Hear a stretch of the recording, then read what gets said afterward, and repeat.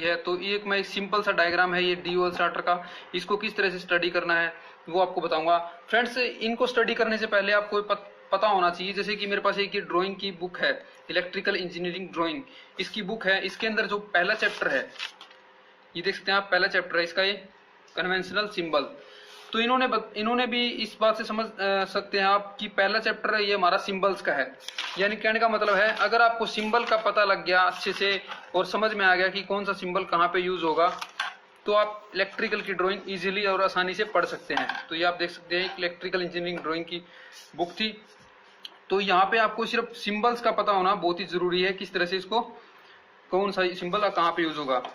तो फ्रेंड्स, अगर आपको इस वीडियो के प्रति कोई भी सवाल या सुझाव आता है या पता नहीं लगता आपको क्या कौन सा कैसे समझ में आएगा, तो आप नीचे कमेंट करके हमसे पूछ सकते हैं, हमें और हम भी बता भी सकते हैं।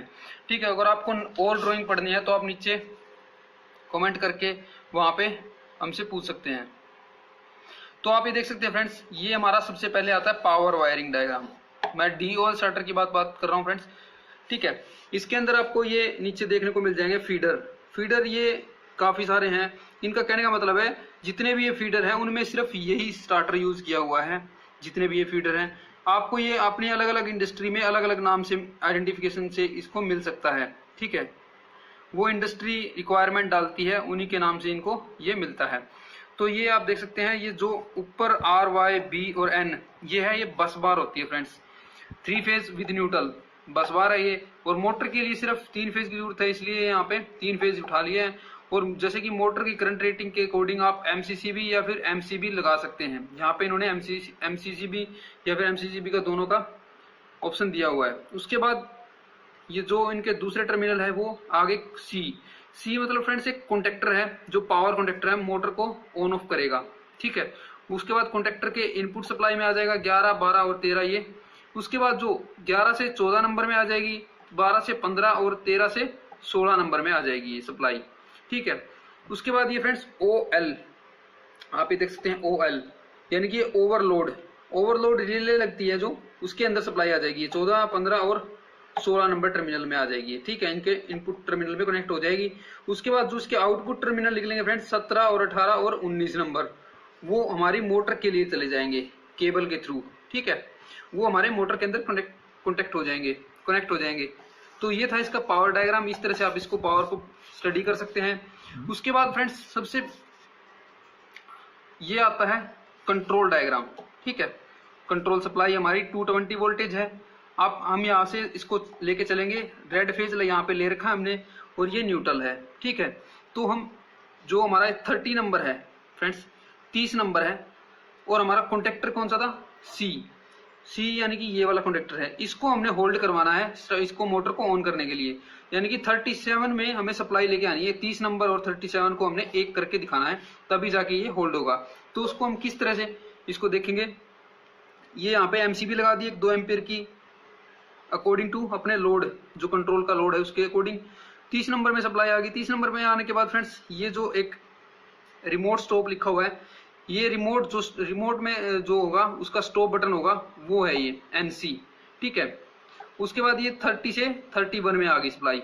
31 हमारा लोकल स्टॉप है, जो लोकल पॉइंट होता है वहां पे स्टॉप बटन होता है, वो है ये। 31 से 32 में आ गई। 32 के बाद फ्रेंड्स ये OLR, ओवरलोड रिले के बाद ये फ्रेंड्स NC पॉइंट से निकलने के बाद ये 33 बन गया, 33 तक पहुंच गई है। फिर फ्रेंड्स यहाँ पे एक K नंबर, यहाँ पे ये एक कॉन्टेक्टर लगा हुआ है K, मैं आपको यहाँ पे दिखा देता हूँ कॉन्टेक्टर K। ये आप देख सकते हैं कॉन्टेक्टर है और ये K है। ये किसके लिए है, ये लोकल परमिसिव फ्रॉम DCS। जब DCS से हम परमिशन दे देंगे तो ये एक्टिव हो जाएगा, यानी इसके कॉन्टेक्ट चेंज हो जाएंगे। लेकिन अभी ये नॉर्मल पोजिशन पे क्या है, इधर सप्लाई भेज रहा है ये। ठीक है, यानी कि 38 नंबर में सप्लाई भेजने के बाद ये फ्रेंड्स ये आता है हमारा फ्रॉम DCS मोटर रन, यानी कि कहने का मतलब है DCS से हम मोटर को रन की कमांड यहाँ से देंगे। ठीक है, आपके पास DCS हो सकता है, HMI हो सकती है, PLC, SCADA, कुछ भी हो सकता है। उसको आप यहाँ से परमिशन देंगे कि यहाँ से मोटर को रन करना है, तो ये यहाँ से सप्लाई मिलती है 38 से होते हुए ये कॉन्टेक्ट NC हो जाएगा, और ये NC होने के बाद 37 में चली जाएगी और ये हमारा कॉन्टेक्टर ऑन हो जाएगा। इस तरह से ये सप्लाई यहाँ मिल जाएगी। ठीक है, ये तो था इसका DCS से ऑन ऑफ करने का। अगर हमें लोकल और रिमोट में स्टार्ट स्टॉप करना है, यानी कि पुश बटन से स्टार्ट स्टॉप करना है, तो क्या करना पड़ेगा, ये जो कॉन्टेक्टर है इसको ऑन करना पड़ेगा। वो हमें डीसीएस या पीएलसी एचएमआई कुछ कहीं से भी हम इसको ऑन कर सकते हैं। यहाँ से हम इसको परमिशन करेंगे तो ये होल्ड हो जाएगा। होल्ड होने के बाद ये जो कॉन्टेक्टर के है इसको परमिशन मिल जाएगी, यानी इसके कॉन्टेक्टर चेंज हो जाएंगे। जो एनओ है वो एनसी हो जाएगा और जो एनसी है वो एनओ हो जाएगा। कहने का मतलब 33 से 34 को सप्लाई मिल जाएगी, ठीक है। के होल्ड होने के बाद 34 में सप्लाई आ गई। उसके बाद हमारे पास एक लोकल और रिमोट, यानी कि ये सिलेक्टर स्विच लगा हुआ है फ्रेंड्स। एक इनपुट है और 2 आउटपुट है। अगर हमें लोकल में चलाना है तो इसको लोकल की साइड सेलेक्ट करेंगे। 34 से ये चला जाएगा 35 में, ठीक है। 35 में जाने के बाद फ्रेंड्स ये यहाँ से यहाँ पे आके रुक गई और ये यहाँ पे आके रुक गई सप्लाई। ऐसे ये ऑन पुश बटन है ये, इसको हम जैसे प्रेस करेंगे तो ये सप्लाई यहाँ से प्रेस होते ही ये 37 में चली जाएगी और ये कॉन्टेक्टर सी है ये ऑन हो जाएगा। और इसको जैसे ही हम मतलब कि ये ऑन होगा, ऑन होते ही इसका जो एनओ पॉइंट है वो एनसी हो जाएगा। इसको सप्लाई यहाँ से मिलनी स्टार्ट हो जाएगी। इसको हम छोड़ देंगे, फिर छोड़ने के बाद इसको सप्लाई ये यहाँ से मिलती रहेगी, ठीक है। और हमें अगर रिमोट में करना है तो इसको हम रिमोट में करके ये 34 से 36 में सप्लाई चली जाएगी। और इसी तरह से ऑन पुश बटन दबाएंगे, जो रिमोट वाला ऑन पुश बटन है उसको दबाएंगे तो ये होल्ड हो जाएगा। होल्ड होने के बाद ये कॉन्टेक्टर सी का ये होल्ड हो जाएगा और इसको छोड़ देंगे तो ये सप्लाई इस तरह से यहाँ से मिलती रहेगी, ठीक है। और फ्रेंड्स उसके बाद ये बारी आती है ये जो सी कॉन्टेक्टर सी और एक ये इंडिकेटर। ये कॉन्टेक्टर सी है और ये इंडिकेटर है फ्रेंड्स। जब कॉन्टेक्टर ये सी वाला लग जाएगा तो ये एनसी बन जाएगा, यानी कि जो इसका ये है सप्लाई कॉन्टेक्ट एनसी हो जाएगा, क्लोज हो जाएगा। क्लोज होने के बाद ये इंडिकेटर ऑन हो जाएगा। इसका मतलब है कि ये हमारा कॉन्टेक्टर ऑन हो गया, यानी कि मोटर हमारी ऑन हो गई है, ऑन इंडिकेटर है ये, ठीक है।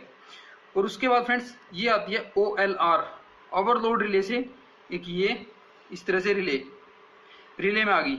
यानी कि जब ये रिले ट्रिप हो जाएगी, मोटर मान लो ओवरलोड चल रही है, ओवरलोड होती ही मोटर ट्रिप हो जाएगी तो इधर का सर्किट बंद हो जाएगा तो इधर का चल जाएगा। ये रिले ऑपरेट हो जाएगी एक आर रिले ऑपरेट होने के बाद।